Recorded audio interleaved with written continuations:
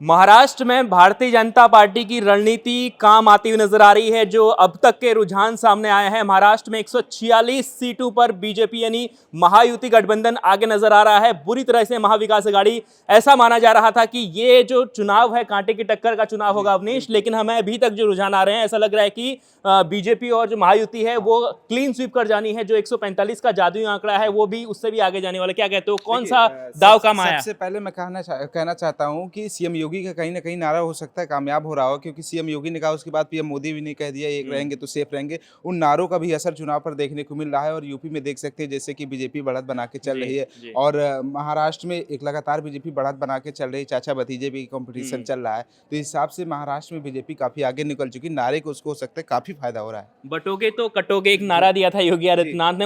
उस नारे को लेकर काफी कंट्रोवर्सी हुई। उसके बाद से पीएम मोदी ने कहा कि एक है तो सेफ हो नारा दिया।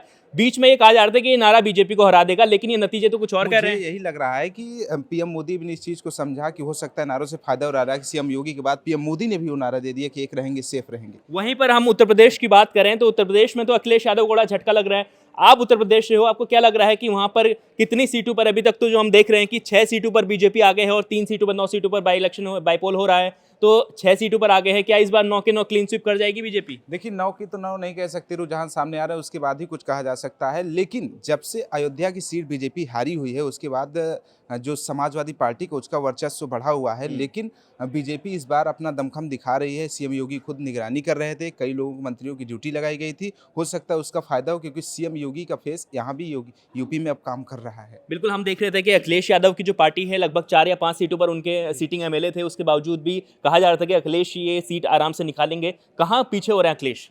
देखिए, अखिलेश यादव ने जो काम किया उसका अलग है, लेकिन यहाँ पर बीजेपी अपनी बढ़त बना के रखी है और 6 पर अभी है और 3 एसपी है।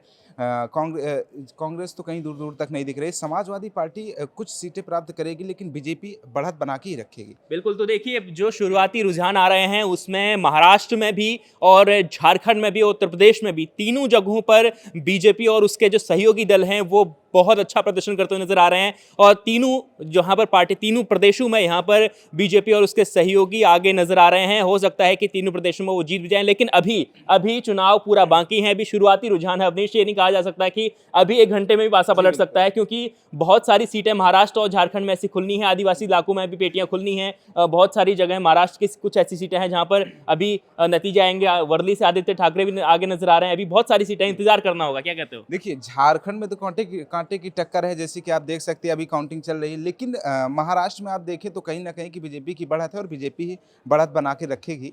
जो दिख रहा है भी वही चल रहा है आंकड़ों के अनुसार। बिल्कुल, तो देखिए इंतजार थोड़ा सा और कीजिए, इंतजार जरूर करना चाहिए, क्योंकि अभी शुरुआती रुझान है। इसके बाद अभी और जब 11-12 बजेंगे उसके बाद से ये मुकाबले जो हैं और नज़दीकी आ सकते हैं। अभी देखिए जिस तरीके से महाराष्ट्र में हम कह रहे हैं 140 सीटों पर महायुति आगे नजर आ रही है, लेकिन महाविकास आघाड़ी अभी 80 सीटों पर आगे थी, अब वो 90 सीटों पर आगे होगी, यानी वो महाविकास आघाड़ी भी आगे आ रही है। तो थोड़ा सा और इंतजार कीजिए, हम लगातार आपके साथ जुड़े रहेंगे और आपको बीच बीच में खबरें बताते रहेंगे। देखते रहिए India.com।